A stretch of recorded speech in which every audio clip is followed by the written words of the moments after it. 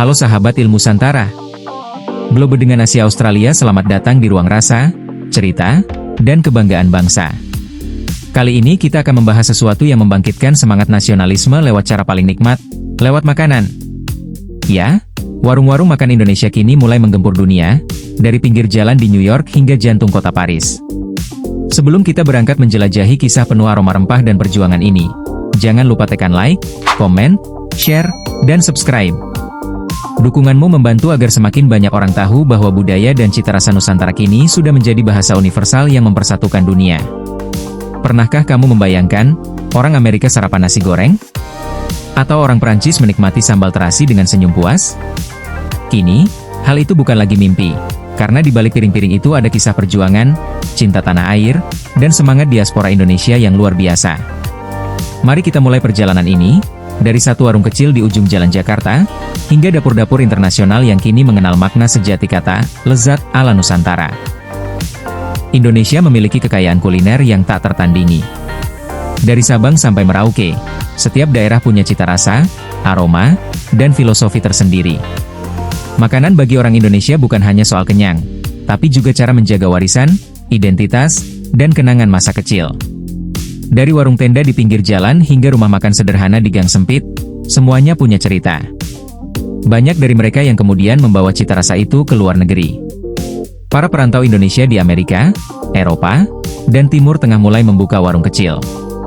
Awalnya hanya untuk sesama diaspora yang rindu kampung halaman, namun lambat laun, pengunjung lokal mulai datang, tertarik oleh aroma rempah yang belum pernah mereka rasakan sebelumnya. Tak sedikit yang terkejut ketika mencicipi sate, rendang, atau nasi padang untuk pertama kalinya. Bagi lidah barat yang terbiasa dengan saus krim dan roti gandum, ledakan rasa rempah Nusantara terasa seperti petualangan baru.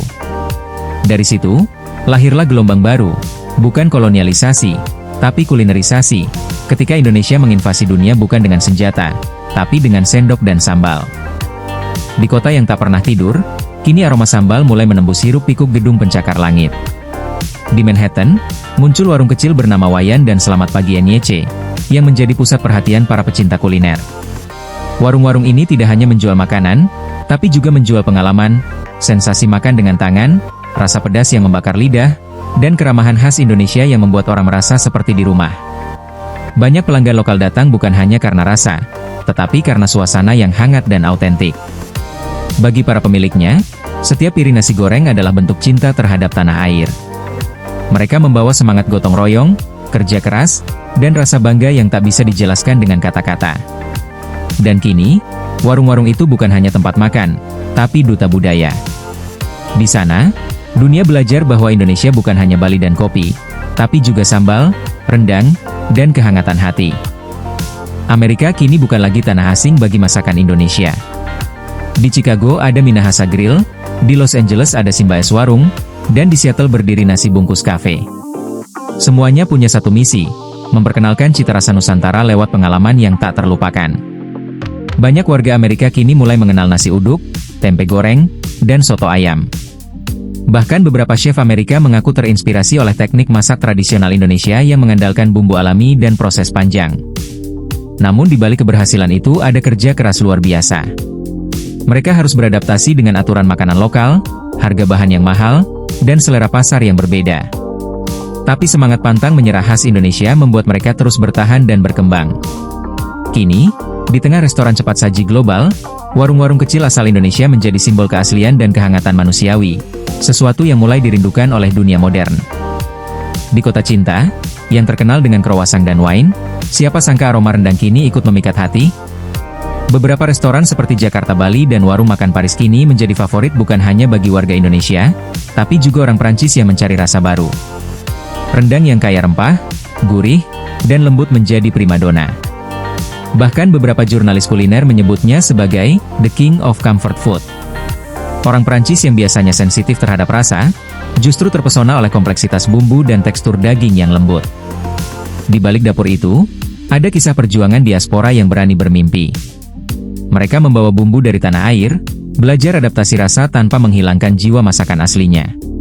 Kini, di tengah aroma kopi Paris, kita bisa mencium jejak santan, cabai, dan daun jeruk, tanda bahwa Indonesia telah menaklukkan hati lewat rasa.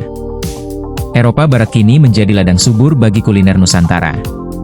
Di London, Lara Jonggrang UK menjadi destinasi wajib pecinta makanan eksotis. Di Berlin, ada warung budaya yang menyajikan nasi campur, dan di Amsterdam, tentu saja, jejak Indonesia sudah sangat kuat berkat sejarah panjang kolonial. Namun yang menarik, generasi baru diaspora Indonesia di Eropa kini mengubah citra itu. Mereka tidak ingin sekadar nostalgia masa lalu, tapi memperkenalkan masa depan di mana makanan Indonesia dipandang sejajar dengan kuliner Italia, Prancis, atau Jepang. Banyak chef muda kini menciptakan fusion food, memadukan sate dengan saus krim Eropa atau rendang burger dengan roti artisan.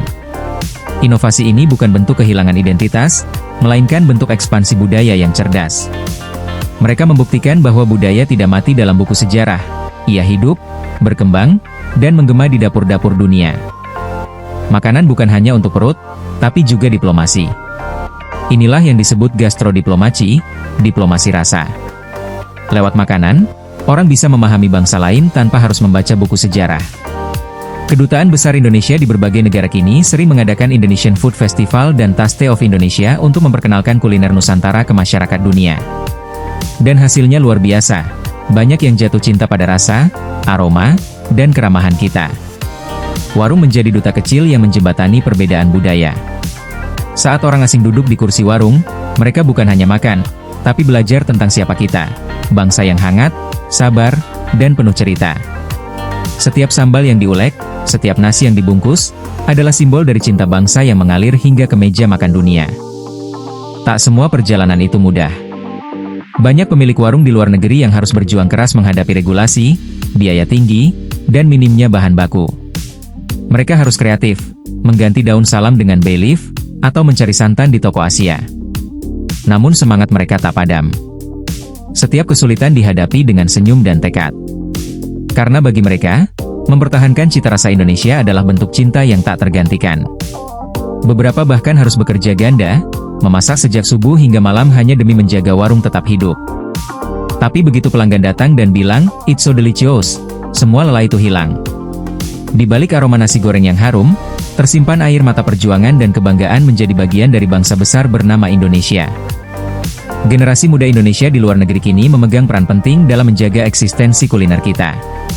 Banyak dari mereka belajar kuliner secara profesional, lalu membuka restoran modern bertema Nusantara. Mereka memanfaatkan media sosial untuk mempromosikan masakan Indonesia. TikTok, Instagram, dan YouTube kini dipenuhi konten food journey bertema rendang, sambal, atau sate. Dunia mulai penasaran, what is Indonesian food? Dan setiap kali seseorang mencoba pertama kali, selalu ada rasa kagum, pedasnya kuat, tapi penuh harmoni. Ini adalah cara paling efektif untuk mengenalkan Indonesia. Bukan lewat pidato, tapi lewat rasa. Generasi muda membuktikan bahwa menjadi duta bangsa bisa dimulai dari dapur kecil, dari panci panas, dan dari hati yang cinta tanah air. Warung bagi orang Indonesia bukan sekadar tempat makan. Ia adalah ruang sosial, tempat cerita, tempat tawa, dan tempat pulang. Dan kini, warung itu hadir di setiap sudut dunia, menjadi rumah bagi siapapun yang merindukan kehangatan.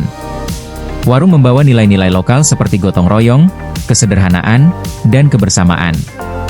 Orang asing yang datang bukan hanya mencicipi rasa, tapi juga belajar tentang nilai hidup. Ketika mereka berkata, "I love Indonesian food," sejatinya mereka sedang berkata, "I feel your warmth." Karena rasa makanan Indonesia bukan hanya dari rempah, tapi dari hati. Dan kini, dunia tahu bahwa di balik setiap warung kecil, ada bangsa besar yang sedang berbicara dengan lembut lewat aroma masakan. Kini, warung Indonesia bukan lagi sekadar bisnis, tapi jembatan antara bangsa. Mereka menyatukan orang dari berbagai latar belakang melalui satu hal yang universal, makanan. Makanan yang dulunya hanya dinikmati di kampung kini menjadi simbol globalisasi yang lembut, versi Indonesia yang hangat dan manusiawi.